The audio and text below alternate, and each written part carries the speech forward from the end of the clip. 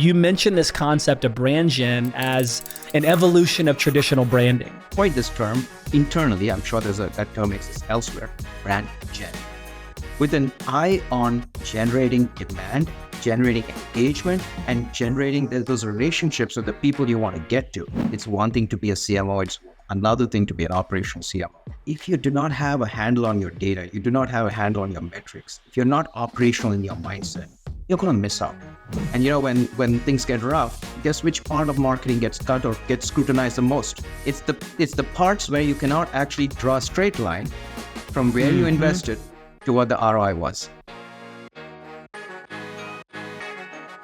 Hello, everybody. Welcome back to the show, Marketing Trends. I'm super excited. Today, we're diving into the world of cybersecurity marketing with a guest who's been shaking things up in the tech industry for over 2 decades. Now, imagine a company that's like the superhero team of the cyber world, battling digital villains with an AI-powered master power, right? Like an AI-powered shield. That's Trellix in a nutshell, right? And steering their marketing epic starship, if you will, is none other than Ash Parikh, the Chief Marketing Officer.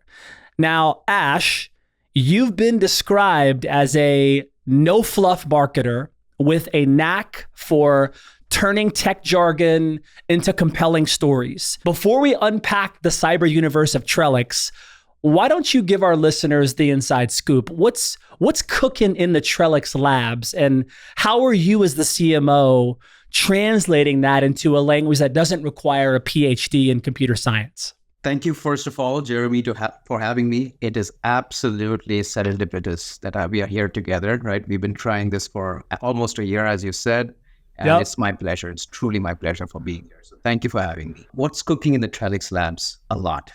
I mean, Trellix is one of those, I just fell in love with this company when I heard about it, and I was, being talked about as far as this company is concerned. I was introduced to me, and I went back into the heritage of the company. This is 2 amazing big leaders in the company, in the industry coming together, McAfee and FireEye, McAfee Enterprise and FireEye. I mean, if you really think about what Trellix does today, go to step back and think about the problem, right? There are more digital cyber threats coming at us. You and I working from home is not making it easier. So remote workers are on the upward trend, right? Everything is potentially in the cloud, right? And in disparate locations, right? So spread out. There are silos everywhere as far as technologies are concerned. Just look at marketing, right? I've lost count about the number of Gen AI technologies that are out there in MarTech. Forget about in the cybersecurity space, and which is much bigger, right? So we have a lot of silos, a lot of complexity. But what you really want to do is, at the end of the day, think about that, Jeremy. You do not want to be hurt by a cyber threat. You want to pick it up earlier and detect it earlier, and from anywhere, wherever it's coming. The device that I have right here, or that I'm speaking to you through, stuff from the cloud, stuff from the network, right? It could come from anywhere.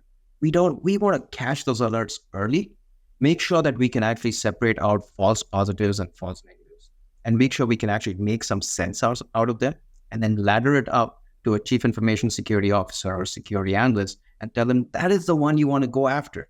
And we are doing that with intelligence. It's not that just Gen AI. We've been doing this. We've been doing machine learning. We've been doing threat intelligence for decades now.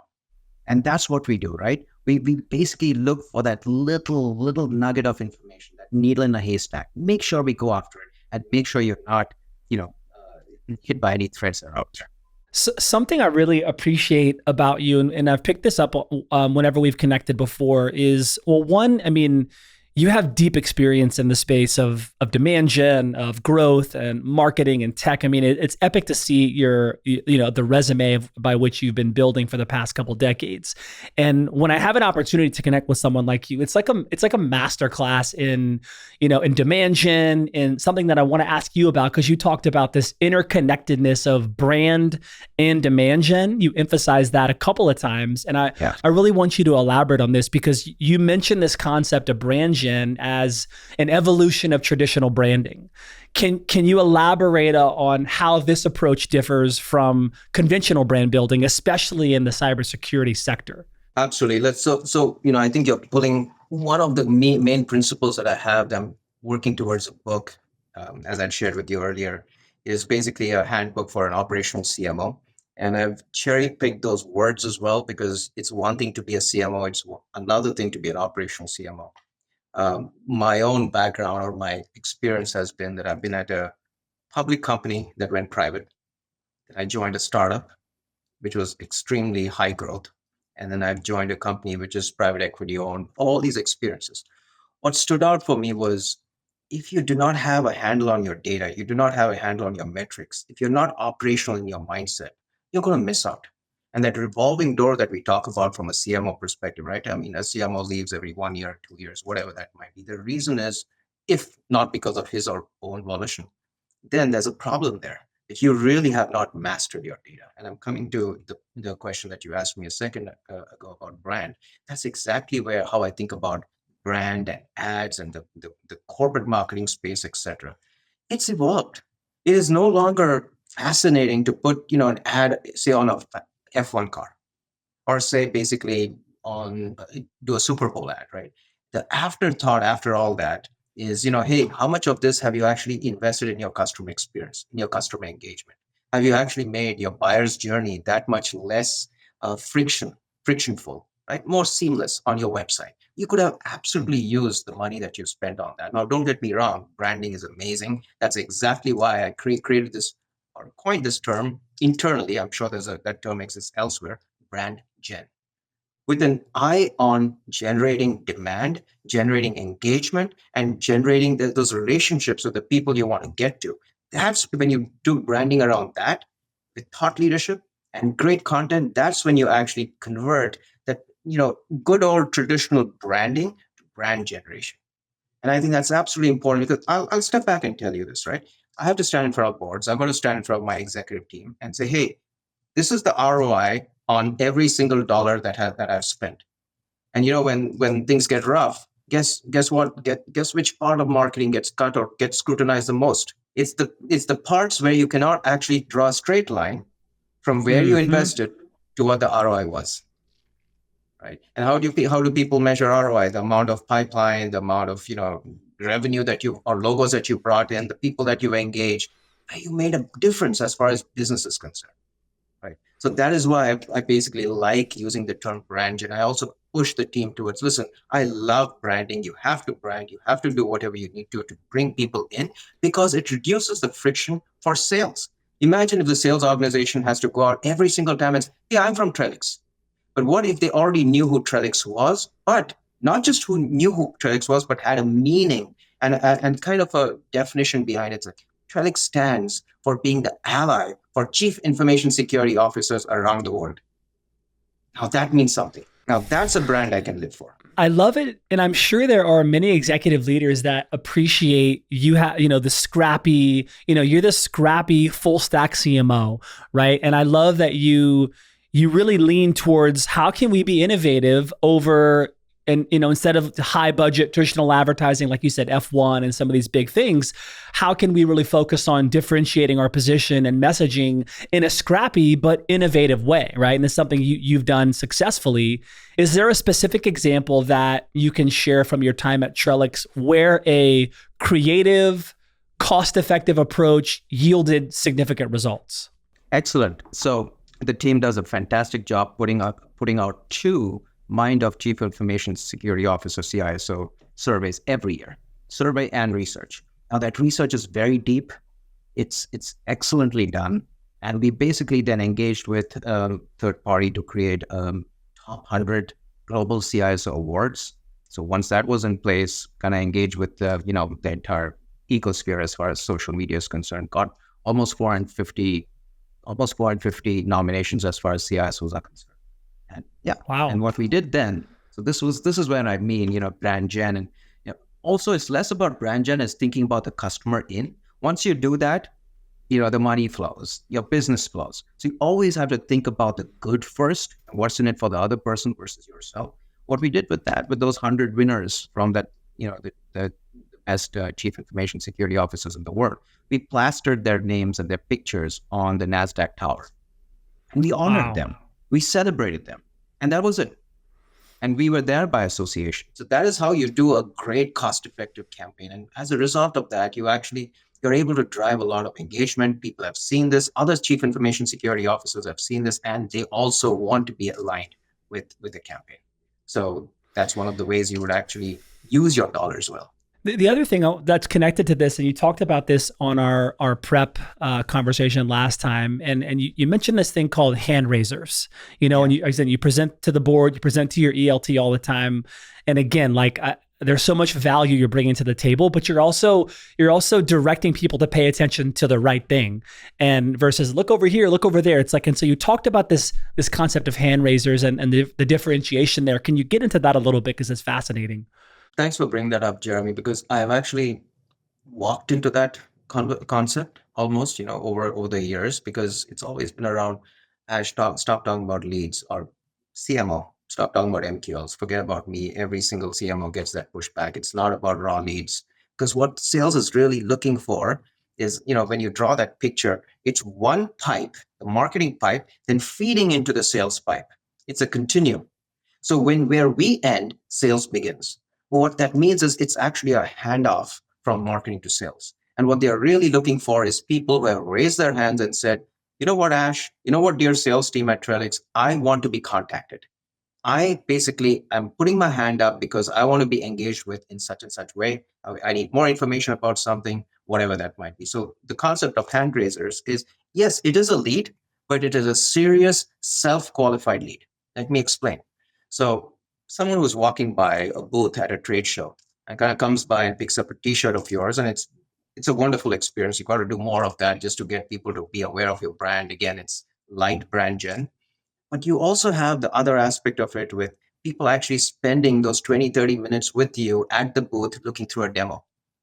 What do you believe is a higher engagement or a higher score as far as the lead is concerned, Jeremy? I mean, to me, if they're stopping by and spending time, and engaging at that level, that's pretty high. That's one example, right? So that's just at trade shows. Now let's look at your website, right? If the website doesn't have call to actions like a demo request, or even in your chat bot, hey, you know what, I really want to speak to someone about X, Y, and Z, not just I want to speak to someone, they qualify what exactly they want to speak about. Is there a solution? Is there an aspect of what you actually do, products or solution areas, etc. The other thing could be a product tour. You could also have people raise their hands in webinars or virtual summits. We are basically a hybrid community now, right? We're doing a lot of stuff virtually. If people are asking a serious question, that becomes a very, very high lead score. Now, these are the kind of things, but you can't just leave it at that. Oh, he asked a question. Now what? Create ways within your infrastructure to basically have that one-on-one engagement with that person who's asking questions. So you can go back and forth, get the lead followed up by MDRs who also have to be enabled in the right way. And finally, hand over those hand raisers to your salespeople. So I have one dashboard, which is just around MQLs. I have a separate dashboard just on hand raisers. Is there a CRO at Trellix? Is there someone Absolutely. that's responsible for all sales? Okay. So talk about the relationship there in terms of what's important, what's table stakes between the CMO and the CRO. As sales and marketing alignment, we talk about that in lots of different ways. You seem to have an opinion and you have a strong opinion on how to align these two areas. But to me, the two leaders have to be on the same page. Are you sharing goals? Is there a tug of war sometimes where, hey, we think this is more important, you think that's more important? How do you bridge that trust and that gap between you two, arguably, two very important leaders, driving growth and demand and top line? What is that? How does that work well? How have you navigated that? And how can other CMOs, really tighten that bridge with their CROs? First time I met our CRO, I basically said, I'm here for you, right? I'm in this company for you. At the end of the day, we are all in the business of selling. Absolutely. Down to the very last person. So I'm here at Trellix to basically help my sales team, everyone who's selling, to basically do a better job, making it easier for them, less friction, getting them the right people, all that kind of good stuff. Now, the beauty of this is, I think, again, it's in my background that I used to be a salesperson. I used to carry a bag. I was a sales engineer. I believe that was my second job after my master's. I was a customer success rep before that. So I've kind of seen both sides of the coin, right? What the frustrations of a customer and the frustrations of a salesperson. Every single quarter, I mean, unlike marketing or products or wherever else, a salesperson's life is so difficult. I mean, you celebrate one quarter when you hit 140%, 200% of your quota. The very next day, the very first of that next quarter, first day of the next quarter, your clock goes back to zero. You got to prove yourself all over again, right? So, they have to basically prioritize things that are of the highest value as far as making a difference to their bottom line and meeting their targets are concerned. So how can I become more of an alignment tool and vehicle so that I can actually help them do their job better? So what I've done is I've created a framework, and because I sit right in the middle between a CEO, who again I call our Uber CMO at a company, right? At the end of the day, it is you have to make sure that the messaging and the positioning of the company are what's in the CEO's mind, right? That has to be the humility that a CMO actually needs to have. It cannot be an ego struggle. The second piece of it is how do you actually then map that to the products and the sales plays that the CRO really wants to run? Every CRO has a quota. Every CRO is also looked at, what are you doing for my specific product area? Well, you could be a one trick pony or a single product company or a multiple product company or a platform company like us. You still have to look at how you're doing across products. Now, I as a CMO have to do two things. I've got to market for products, but I've also got to do it in a way where I'm talking about solutions and addressing pains versus just doing speeds and feeds, as they talk about, right? It's not about selling products, it's about selling value, it's about selling solutions. And by aligning my campaign, so the framework goes from business outcomes, so that's the CEO's goal, down to the sales plays, the product level sales plays, and then finally the campaigns that we run at the marketing level. This is what I constantly use as a framework to kind of align with my sales leader. And it's beautiful. It works like a charm. There's some things I imagine that you're reacting to as a marketing leader. There's some things that you're thinking ahead. How important is it for you as the CMO? Okay, I'm noticing this week or today I'm reacting to way more things. Like, okay, I need to click into this strategy or this team and go deeper. Or is that how you like to set it up, where you kind of like to see the dashboard and understand, okay, I want to be able to tweak things and connect and develop. Is there kind of a measured approach that you have to knowing, okay, when do you need to get involved? When do you need to trust your team? When do you need to trust the direction that your leaders and their teams are going? And when do you need to actually step in and say, hey guys, we got that wrong. We need to shift. How do you balance that? Because I imagine there's so much velocity and there's so much you could look at in terms of metrics and what's driving things. So how do you balance that? That's one more of my 10 points or 10 principles right here that I have written down. Thank you for bringing it up. So first of all, I think it starts with the mindset, right? The way I've been mentoring my team, and many of them think that way naturally, is having a growth mindset. Always question your results, right? Make sure there are metrics for everything you do. Measure them often. And from my perspective, it's not about at this point in your careers, nobody wants to ever be, have a micromanager looking, breathing down your back or your neck. You really want certain metrics in place so that you can inspect what you can expect. So everything we do, whether it is a page that the product marketing manager creates and it's on the website, he or she will actually have specific kind of metrics that he or she has to look at every single week, month, whatever that might be. Have those dashboards ready for yourself. Work with the right growth marketing leaders within the teams to make sure you have those metrics. Let's look at brand gen and let's look at thought leadership, right? What is your share of voice on a quarterly basis? Have those metrics ready. And always be looking, inspect what you're expecting, have those metrics and data foundation ready so that you're not caught by surprise. I have a board deck, which it's about 172 slides inside it, right? Wow. And it's ready at any point in time, right? Having worked for many private equity owned companies by now, I know that, my data has to be at my fingertips. So I can just pull out any metric that I need. Maybe it takes 5 minutes to update something or, one day or whatever, but it's there. I know at any point in time, I know what my website visitor numbers are, bounce rates are, what is the click to open rates for my top content. Right? I know what the share of voice is from a thought leadership perspective and a brand perspective. So a lot of these metrics are absolutely at my fingertips. So I don't have to go running. And the teams have learned that, Ash is going to be looking for this. So let's actually make sure we have it ready in advance. How do you look at the metric or the data behind share of voice and thought leadership? Like, what do you look at to indicate that that you've got a strong share of voice and that you're gaining ground there? Absolutely. So look, it's definitely subjective, right? It depends on the Okay. way you slice and dice the problem statement and the definition. But what we try to do is, are we the number one security platform in the world? Are we considered the number one security platform? There are different ways of looking at it. The social interactions, the engagement that you may have from various channels today. It's not just social media; it's all of the channels as well for the right kind of target personas. Are you doing that with CISOs? Are you doing that with CIOs? We have different flavors of those metrics, and we then compare that. We actually use third-party tools, etc., and third-party agencies to do this for us, so that it is it's fair. And we compare ourselves with the best of the best in the industry. And I'm proud to say we've been number one in the industry for many, many quarters now, as far as the share of voice for being the leading AI-powered security platform. Yeah, I noticed that there's been a lot of really cool PR on Trellix lately. One of the ones most recently, which is exceptional, is the U.S. Department of Defense. Chose Trellix to protect millions of emails from zero-day threats, which is huge. Which is definitely a testament to the relationship that you have with the DoD cloud and zero trust architecture and things like that. But I mean, what an incredible, that's got to be quite the flex, right? If the U.S. Department of Defense is saying, hey, we're trusting Trellix to protect, millions and millions of emails, it's absolutely exceptional. Yeah, absolutely. I think not just the U.S. Department of Defense, but I think generally the ecosphere at large. Look at what happened with the Mm. July 19th outage, right? The very first thing Yeah. that, right? I mean, so it's not, so I'll come back to what you just said around the Department of Defense. And if you really go on our website, right on the homepage, we talk about responsible security.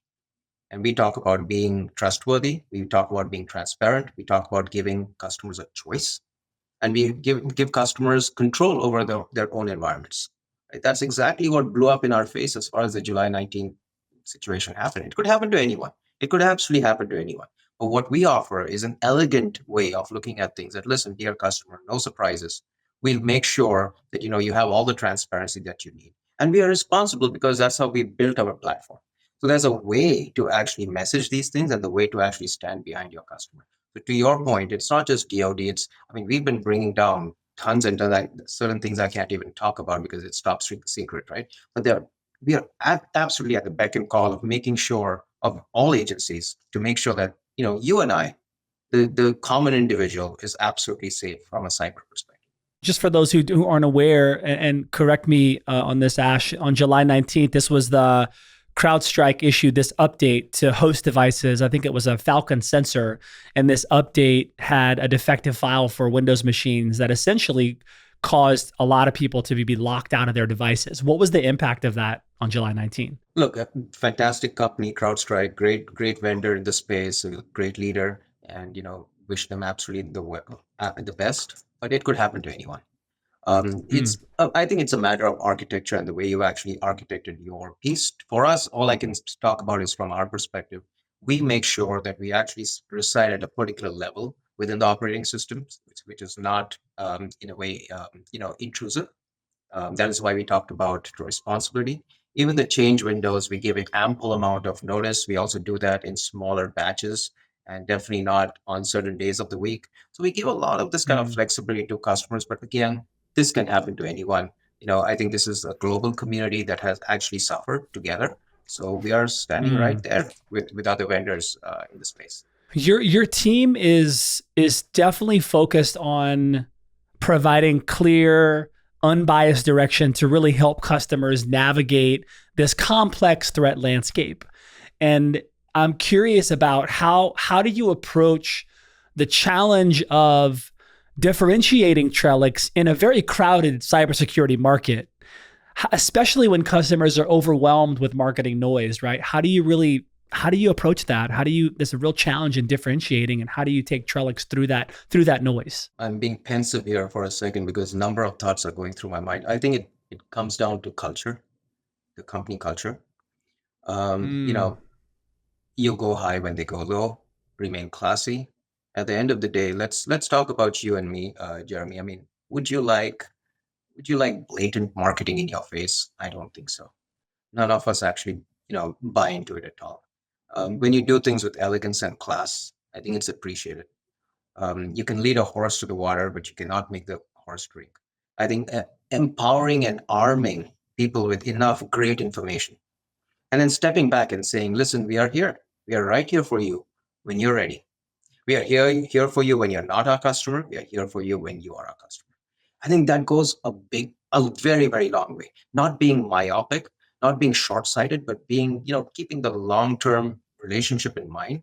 And for me, having worked at so many companies over many years, I actually run into people who have worked at Informatica, like about 5, 7 years ago. I mean, that person is now the CIO at some other company, right? People move, and they remember how you treated them. They remember how you engage with them. So it's both a personal kind of a badge of honor as well as a company's badge of honor. So I think that's how I would love to be marketed to. So I guess that shows up in the way we market. You also you talked about this a little bit earlier, and I want to click into this a little bit more because you've led marketing transformations at various stages of a company's growth, and we're talking about pre-IPO and companies at varying levels. How does your approach differ, if at all, when preparing a company for an IPO versus scaling marketing at an established public company like Trellix? This is a fantastic question. I was just having a conversation with the company that I'm considering offering my advisory services to as a board advisor. And we were talking about this. Hey, listen, Ash, you're working at Trellix and you worked at Informatica. We are a very small company. There are about less than 200 people. How do things change? So before we even got into that, I said, what are your business goals? What do you want to do? Where exactly do you want to go in the next 1 year to 5 years? It really depends on that. And frankly, I mean, I'm not going to reveal the name of the company, but it was very simple. They really wanted to get to IPO at a particular point in time.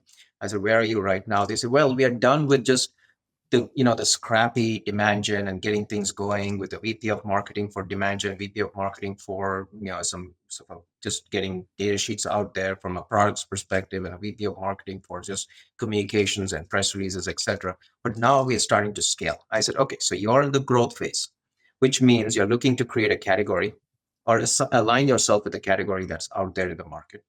That's one, so that you're associated with a problem statement. Oh, go create a category. That takes work, but it's possible. That's one.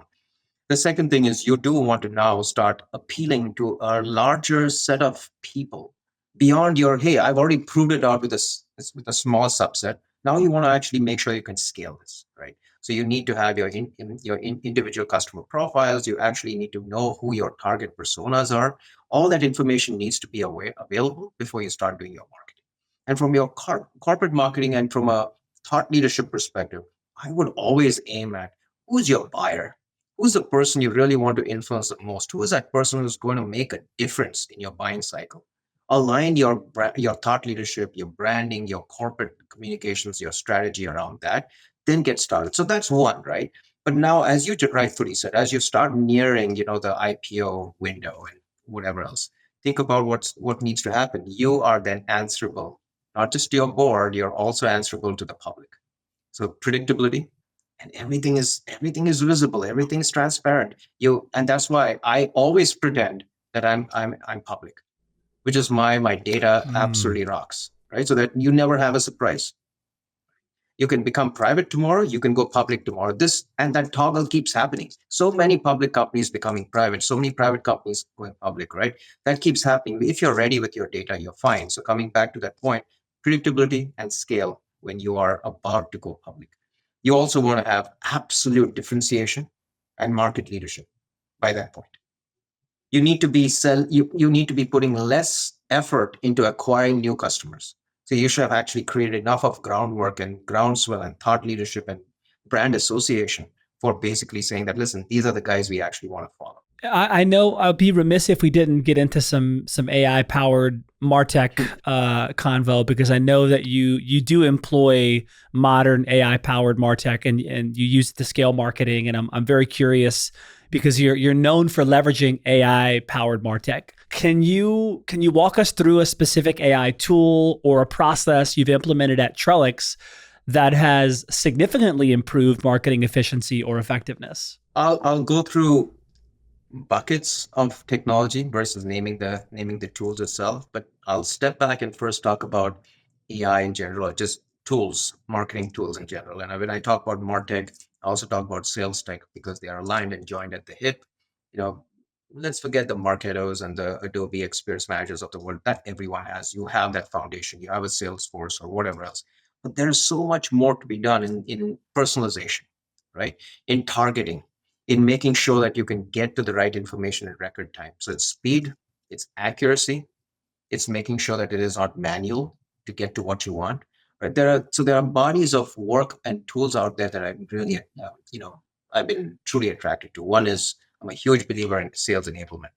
So there are tools out there which allow you to make sure that the salesperson with AI generation can actually create the right kind of content that can be sent out to Jeremy, who's a CIO of say a global Fortune 500 kind of a company or whatever that might be. So there are things as starting points, but I'll come to this in a second because I'm using this word starting points. AI can get you thus far and only thus far. That's it. You need to be doing something beyond that.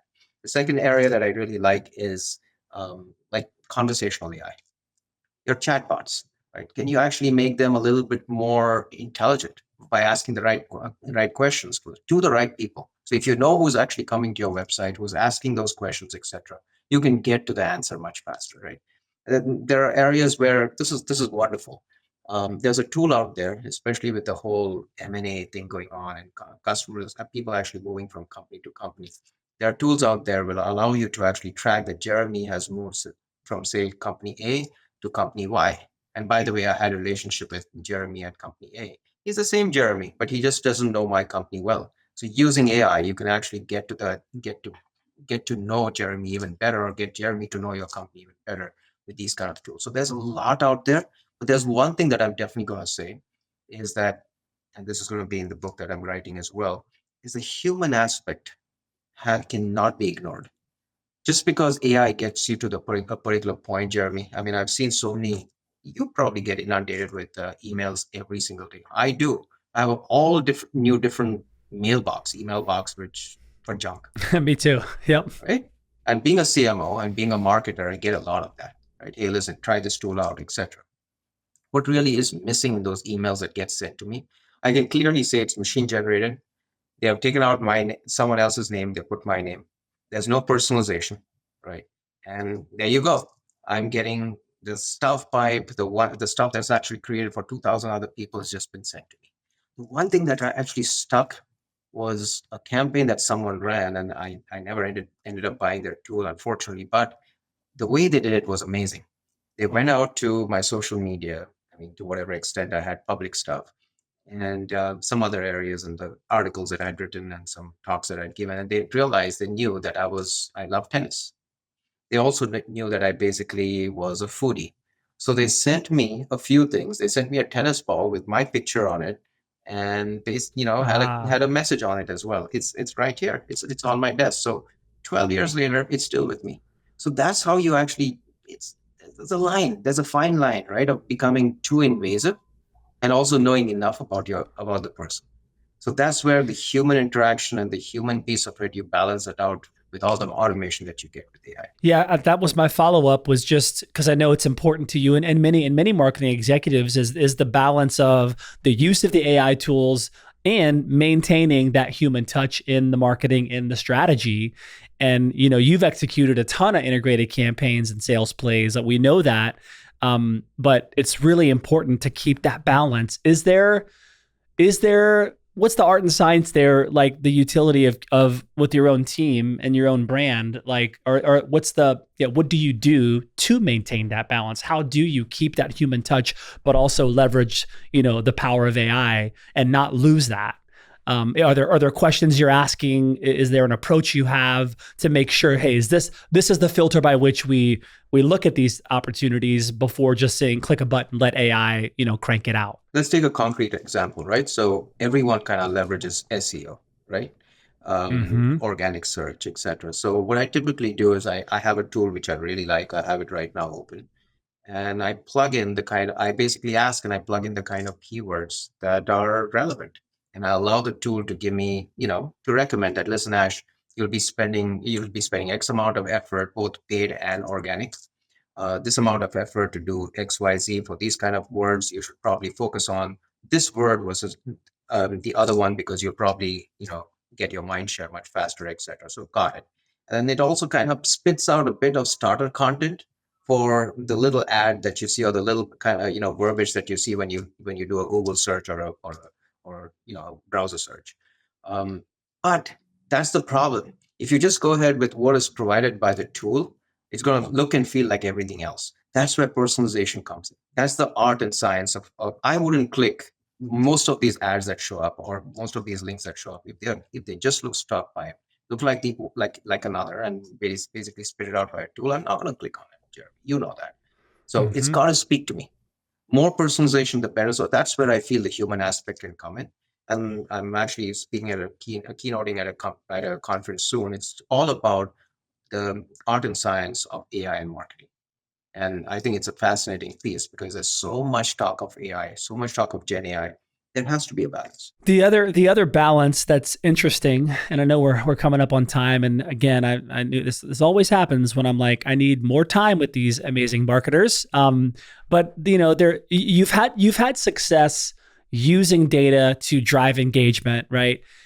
I'm curious about how you're leveraging intent and propensity data at Trellix to really personalize the journey, because you're balancing data-driven decisions with this creative intuition in your marketing as well. Like how are you doing that? Okay, so let's step back. Post 2020, right? Post COVID, most of us are in a hybrid world. I think we covered that. You and I have probably started to do a lot more of our research online before we even buy anything. Like I'm actually in the market now for a new pair of tennis shoes, and I am switching a brand. I mean, I love a specific brand. I'm trying to switch to another one, and there's a lot of marketing going on for.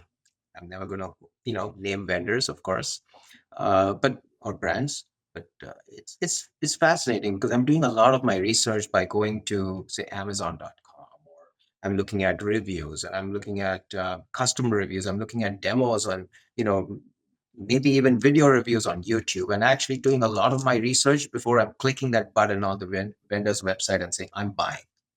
The same has now percolated in the world of B2B, right? So imagine what used to happen in the world of B2B. I know a salesperson. I'm the CIO of a company, and I'm going to go and potentially have drinks or dinner, or a golf game, or I'm going to invite them to my space, and I'm going to speak to them at length, and he or she is going to tell me what's great about the platform or the product, etc., and help me get along and make a decision. That was my single source, and I would do that with various vendors, right? That would be my single source of truth. Today, I'm armed with so much great information on the web. That is why companies' websites have become more important than ever, right? That's where a wealth of that information is stored. Reviews, competitive reviews, talking to partners, talking to analysts. Are you in a category or not? I do all my comparative shopping. So I'm getting to the point that you basically made about intent. So this is where you actually create your strategy, your marketing strategy. It doesn't take one tactic, it takes a collection of tactics, because you and I are hunting on a number of these channels, marketing channels, right? All right. Not all of them may be important, but they are all things that you will consider as a buyer. So I need to be there. Meet them where, when, and how they need to be met. That's something that I always talk about. The second thing is the hand raisers that we spoke about, right? If there is any signal that you can get from a customer saying that I'm ready for X, or I'm interested in whatever, whether you're using AI, you're using a tool, or using your actual activity, like someone actually takes a demo, you actually have a hand raiser. You have a signal from someone saying that I'm interested in X, Y, and Z, right? So that's where you actually get to, there's an intent now. Now you can probably almost surface that intent to that sector of people. So if it's a CIO or it's a CXO or whoever, these people are interested in these kind of things. Now you can start, taking care of the signals. How about how that relates to ABM and ABX? It seems like there's been a shift from ABM to ABX. If at all, how has that shift influenced Trellix approach, right, to engaging high value accounts. We talk about this a lot at Mission. I mean, we use our network effect all the time for ABM and ABX optimization. But I'm curious about your sector specifically and what's working well in that world for you. What are some of the challenges you're coming up against? So what is ABM, right? It's account-based marketing. Why was that even born? Because every customer wants to feel special. Now, because marketing teams could not scale, we had 1:1, 1:few, 1:many. Then you added the different angle around ABX and digital marketing and whatever else that might be. At the end of the day, you really want to make sure that your most strategic top accounts, critical accounts, your cannot lose accounts are treated with a white glove service. So I still feel, I mean, it's still there. It's still relevant. I mean, we do, whether we call it a personalized virtual EBC or digital EBC, where we stand up, not just a meeting. So EBC is one thing, but you actually have a landing page that's dedicated to, say, your company, Jeremy, where we actually know the jargon that you speak, the pain points that you actually are in, are interested in, whether we got it through a champion at the company, or we are looking at some of the public documents that are available. What are the top business goals? You align them to what your company can do for them. You show a couple of demos. You have a list of team members on the landing page, etc. You can adapt that for 1:1 or 1:few as well. That is never going to go away because a customer always wants to feel special.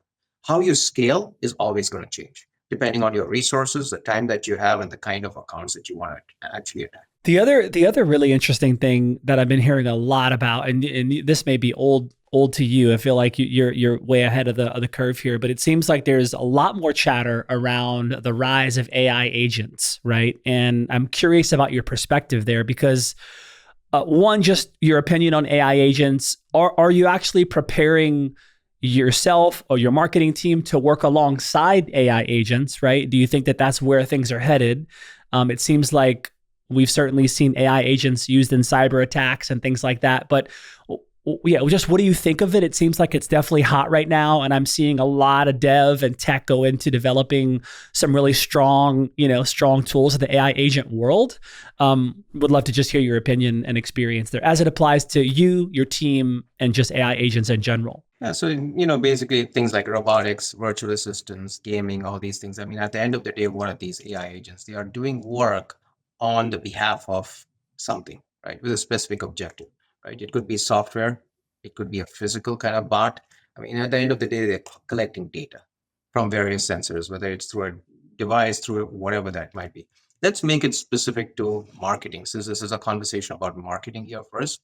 So I basically, look, for me, one form of an AI agent is definitely what is aligned to your chatbots, right? You also have a lot of these agents on your website as well.